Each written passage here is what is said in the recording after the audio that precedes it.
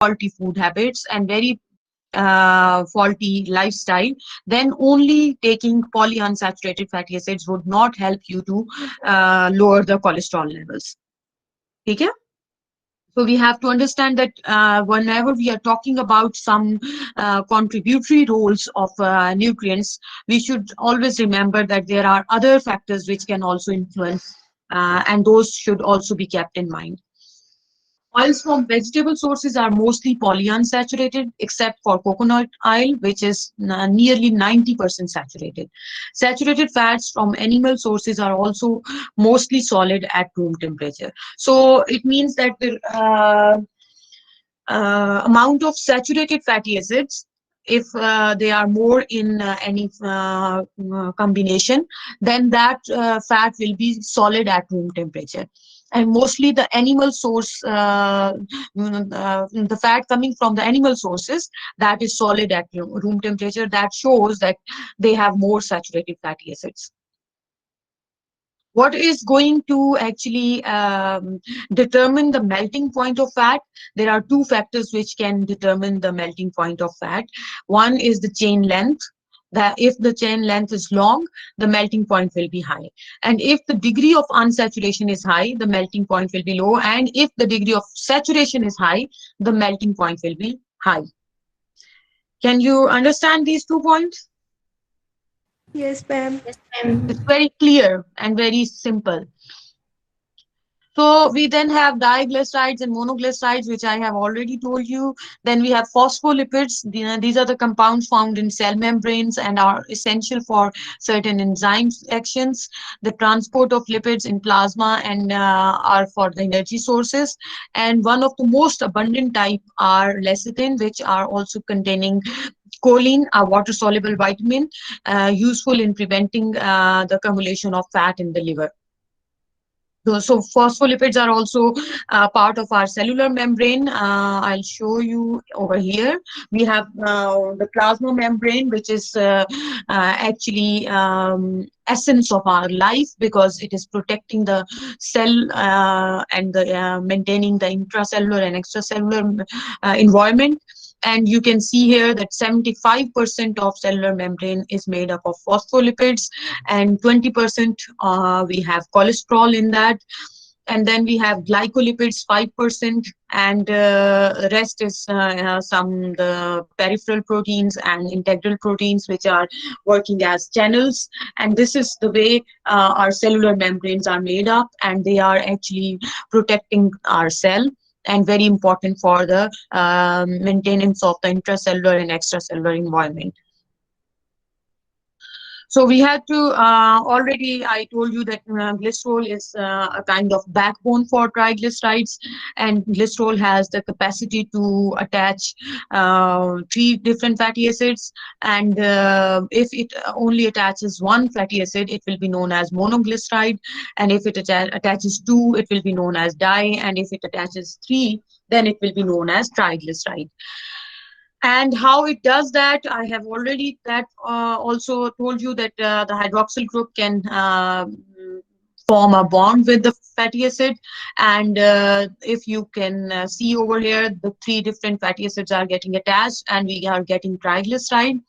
And these fatty acids can be of different chain length. It can start with carbon atoms 4 to even to 24 or to 34. So if the fatty acid is really long, the whole molecule will be very big as a triglyceride molecule. So, what you know about omega-3 and omega-6 fatty acids? As one of your friends told me that omega-3 fatty acids are helping us to lower the cholesterol levels in the blood. What are omega-3 fatty acids, and what are omega-6 fatty acids, and where do we find them in our diet, and what are their roles? Have you ever heard about that? In newspapers or in internet or at advertisements on TV. कभी सुना है इसके बारे में? Ma'am, these are essential fatty acids. जी, लेकिन मैं अभी आपसे पूछ रही हूँ एडवर्टाइजमेंट में इसको किस तरह से रिप्रेजेंट करते हैं, कभी सुना है आप लोगों ने? मैम हार्ट के लिए अच्छा होता है। मैम मैम लिनोलेनिक एसिड और लिनोलेनिक एसिड शायद टीवी पर क्या आता है? आप लोगों ने कभी टीवी पर एड देखा है जो कुकिंग ऑयल्स के होते हैं? Yes ma'am, and I am cooking sure oils आपने देखे हुए वगैरह में। होंगे, ऐसा कोई बच्चा नहीं होगा जिसने ना देखा हो। हेल्दी फॉर मैम हार्ट वगैरह। मैम मेनली कोलेस्ट्रॉल लेवल से इसको लिंक करते हैं। कोई ऐड बताए ना, कौन से ऐड में आता है? मैम ऑलिव वाला कुकिंग ऑयल जितने भी हैं उनके एडवर्टाइजमेंट्स में आता होता है ये। ऑलिव ऑयल की तो एडवर्टीजमेंट आती नहीं है हमारे पास, तो ज्यादातर जो ऑयल्स आम तौर पे हाँ यूज हो रहे हैं वो सनफ्लावर ऑयल है और इस तरह वाले डालडा ऑयल होता है। और व्हाट आई रिमेम्बर इज, मैं जनरली आपसे पूछ रही हूँ कि कोई एड आपको याद है जिसमें कुछ कह रहे हो इसके बारे में? जो बच्चों के दूध होते हैं जैसे पीडियाश्योर या नीडो वगैरह। यस मैम, उसने सुना है। Okay. Ma'am ma'am I think उसमें ये कहते हैं जो शायद बच्चों की ब्रेन डेवलपमेंट या ग्रोथ में हेल्प करते हैं, शायद इस तरह का, मुझे सही से याद नहीं है।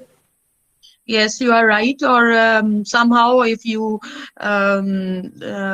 थोड़ा सा अगर आप गौर से कभी सुना करें, एडवर्टीजमेंट्स में बहुत सारे ऐसे क्लेम्स होते हैं and those things are actually somehow very important as a nutritionist to know, because you have to link things with each other, and being a nutritionist, then you have to be able to answer the concerns and questions of your client as well. That's why I'm asking कि अगर आपने कोई add देखा है तो आपको याद होना चाहिए कि उसमें वो क्या कहते हैं, और वो क्लेम सच है या वो just for the advertisement and to promote the product है। ठीक है, तो ये चीजें जो हैं कि आपका नॉलेज आपको इन चीजों के बारे में बताना चाहिए। Omega 3 and omega 6 fatty acids are unsaturated essential fatty acids. And why we are calling them essential? Because this is needed by your body, okay? And that need to be included in the diet because the human metabolism cannot create them from other fatty acids.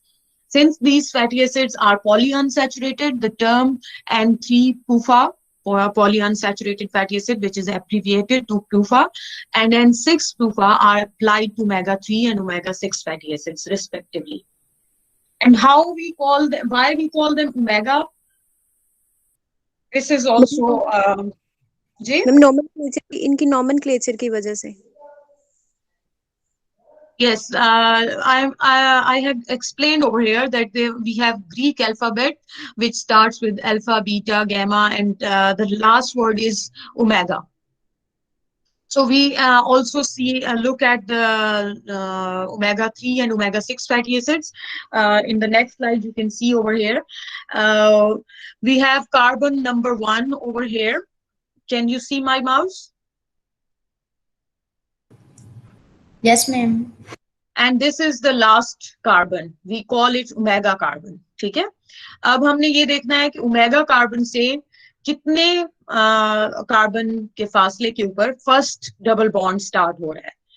तो अगर वो carbon number 6 पर है तो we will call it omega 6 fatty acid, linoleic acid. ठीक है, if we count from here 1 2 3 4 5 and this is the 6th carbon from the last carbon on which the double bond is present. ठीक है, तो इसलिए इसका नाम हमने omega 6 fatty acid रख दिया है। And when you see over here, this is the omega carbon, and when we count from here 1 2 and 3, on the third carbon we have a double bond, so this will be known as omega 3 fatty acid. Okay, you understood? Yes ma'am, yes ma'am. Yes, ma'am. So alpha linolenic acid is an omega 3 fatty acid because it has a double bond 3 carbons away from the omega carbon. Only 2 fatty acids are known to be essential for humans: alpha linoleic acid, which is omega 3 fatty acid, and linoleic acid, which is omega 6 fatty acid. And somehow we have to also see that what are the reference intake values recommended by different organizations. One is the European organization and the other one is American Nutrition Society. And for them we can see for the omega-3 fatty acid, the range is between 1.6 gram to 2 grams per day. And similarly, reference intake for omega-6 fatty acid is between 10 grams to 17 grams per day. And these standards are a little bit different from each other, but you can take as a range that the recommendations are between 1.6 to 2 grams for omega-3 fatty acid, and for omega-6 fatty acid, it is between 10 to 17 grams. Why they are like essential, and why it is important to have omega-3 and omega-6 fatty acid, because actually they are playing a very important and critical role in human body. What they are doing is a very huge cascade of actions, and which I think I would not be able to explain you all over here, but we can discuss a little bit of that. That in the effect of humans of the omega-3 and omega-6 fatty acids are best characterized by the interactions. They cannot be understood separately. So we have to think about that omega-3 and omega-6 are actually working together in your body. And whenever you are talking about essential fatty acids, you need to understand both of them and their interaction. Arachidonic acid is also a 20 carbon omega-6 conditionally essential fatty acid, because actually it can be derived from the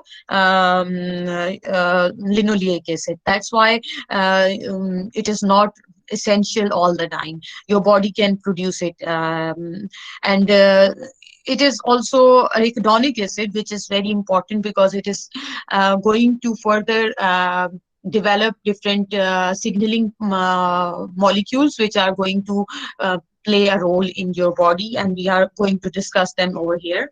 Eicosanoids, these are the signal molecules made by the oxidation of arachidonic acid, and other polyunsaturated fatty acids, which we were talking, omega-3 and omega-6 fatty acids.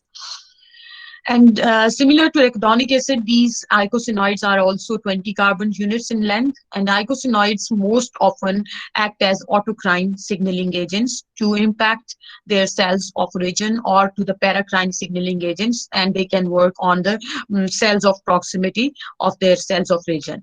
Eicosanoids may also act as endocrine agents to control the functions of the distant cells. So they are very potential because they can work autocrine, they can work paracrine, and they can also work as endocrine. And can any one of you tell me that how they are playing role in human body? Have you ever heard about eicosanoids? Ma'am, as a hormones. Yes. कि कोई एक आप example दे सकते हैं कोई? They have wide range of classes और group of जो है इनके बनते हैं, and then they have a really wide range of actions in your body. They are working in digestion and absorption, metabolism, and also in the inflammation. Steroid hormones.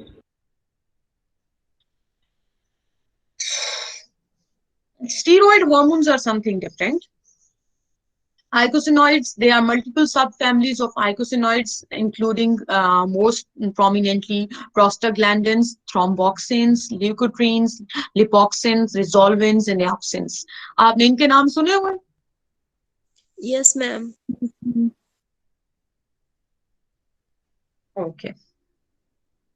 So I have just tried to summarize the functions. It is not really the summary in itself, balki it is really hard to just group them and say कि वो ये actions show करते हैं. So I just had to somehow relate them that icosanoids जो हैं उनके functions कितने diverse हो सकते हैं. तो यहाँ पर सिर्फ 6 points में आपको एक summarized way में बताने की कोशिश की हुई है कि icosanoids जो हैं वो कितने critical pathways को आपके जिस्म के अंदर control और regulate कर रहे हैं. For example, mounting or inhibiting inflammation, allergy, fever, and other immune responses. So icosanoids are very closely working with the immune system, and they might somehow exaggerate the inflammation, and then they control the inflammation. Somehow they are also playing role in contributing to allergic responses and fever and things like that. On the other side, they are also regulating the abortion of the pregnancy and normal childbirth. For example, if there is some abnormality in the fetal development, so they can also induce the abortion naturally as well. Then they are contributing to the perception of the pain, and also they are regulating the cell growth, they are controlling the blood pressure, and they are also modulating the regional flow of blood to the tissues, and they are also playing important role in human digestive system. So it's a wide range of actions which they are playing, and it is really hard to comment on them, and it will really take a long time to discuss them in more detail. So then we are going to further discuss the cis and trans form of the fatty acids. Have you ever heard about that? Yes, ma'am. Yes, ma'am. वो भी advertisement में बहुत use होता है.